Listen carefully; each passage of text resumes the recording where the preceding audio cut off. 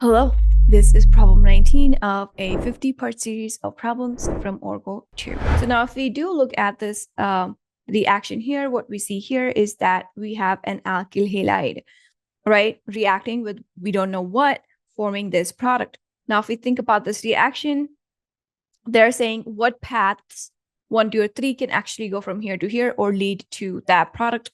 So in the first step, if you think about magnesium, right, we know that, okay, I'm going to form magnesium bromide. I'm actually going to form that Grignard in the first step, right? And then, so we'll have that magnesium bromide. Then in the second step, reaction with carbon dioxide, we know that it's going to add 1 carbon.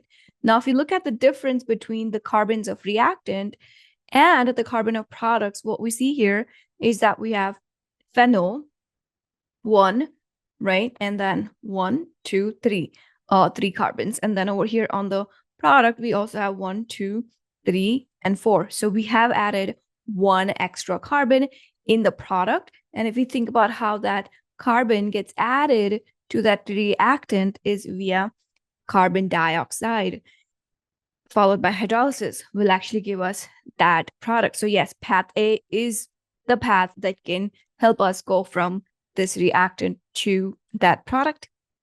Now, the second is magnesium reaction. Once you form your Grignard, they're reacting this with an epoxide. The problem with the epoxide here is that epoxide has 2 carbons. So whenever we react or add epoxide on your Grignard, it's actually going to add 2 more carbons and will add 2 more carbons in the product. And that's not something that we are looking forward to, right? So that's why path 2 is not the path that will give us the exact number of carbons.